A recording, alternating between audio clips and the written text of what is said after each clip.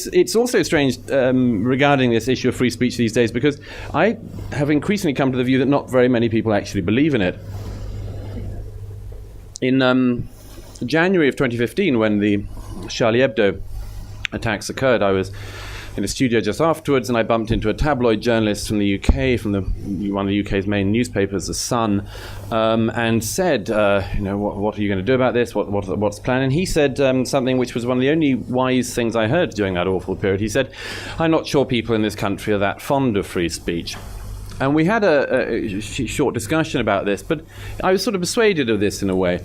Just before the blasphemy police walked into that office in Paris, the main discussion in Britain had been over whether a female columnist at The Sun, a sort of vulgar and idiotic loudmouth to my view, called Katie Hopkins, should have been sacked for a particular column she'd written, and indeed prosecuted.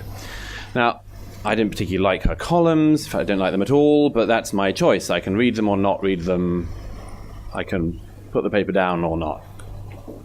But only in this ridiculous age does somebody, often who's not even bothered to buy the paper and read the column, decide that they must phone the police because of that column, or call for that person to be sacked because of that column. And that's simply the prevailing mood of our time, and nowhere so much as among young people. It's a very strange thing that increasingly free speech, which should be something that the young understand the necessity of intrinsically, is something that the young in particular have decided to abandon. Or to put it another way, as university campuses across the Western world now show, they say they believe in free speech, but really they believe in free speech for themselves, but not for anyone who disagrees with them. It's free speech for me, but not for thee. I can say anything I like about anyone else, but if they say anything that I disagree with, I'll call the police or retreat into a safe space or moan about intersectionality. I don't know if intersectionality has come to Sweden. Yes. Yeah. You know the drill. You know the drill.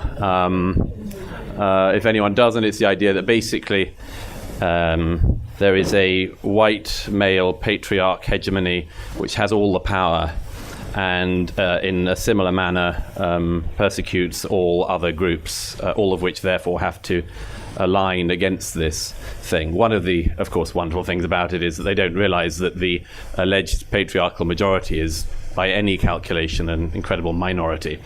And the people who claim to be the minorities, actually, when you add them all together, are the distinct majority. Anyhow, they haven't done the math, as they say, but this idea that effectively, if you don't like something, you can shut it down, shut it up, exists everywhere. And by the way, the strange thing about this is not particularly that young people are doing this, so much as the fact that the adults keep on giving in. You'll probably have seen the video from Yale University last year where a group of students surrounded one of their professors and were yelling and effing and blinding at him because, in the words of one of the students, this, by the way, happened because they were unhappy about a Halloween party. Halloween, apparently, at Yale University is the most potentially traumatic event of the year. People could dress as something that could upset you. My view on this, by the way, is that if you can't cope with Halloween, you've got no right to be at Yale University. Because if you're going to be traumatized by a costume, you've got no hope in hell with Heidegger or quantum physics. These are the people who say that they want to leave their seminars in law classes if rape is mentioned, who will go on to discover, if they are unfortunate enough to become a lawyer in later life, that they're no damn use as a lawyer, because if they were representing a client who'd been raped, they'd have to leave the courtroom with their hands over their ears. Anyhow, these students were standing around their professor and they kept saying to him, "You don't understand." And in the words of one of them, she said, "You don't get it. We're trying to make a home here. This is a home." The remarkable thing about this was that nobody, not even the professor, turned out round and said, "No, it's not.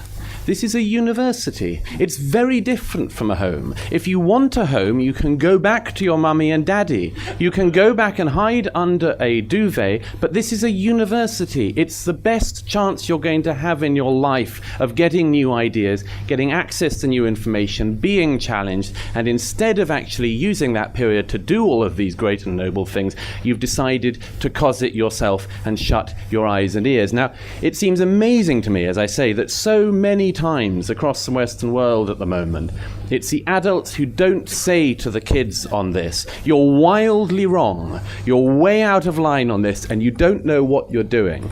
And they don't. They give in. The thing I would like to say on those occasions to students like that, and do on the occasional times now I do speak on campuses, which I don't do very often now, partly because there's not much point in agreeing to go somewhere where you'll probably be no platformed anyway, and it's not much of a thrill to do it. But when I do, I always say the same thing, just try to reiterate to students that free speech isn't something which is just one of a set of things you can pick and choose from. It is the absolutely central right upon which every other right is based. And that awareness of that, it strikes me, is disappearing all the time. Its absolute centrality, I would say, is being demonstrated day in and day out at the moment. And let me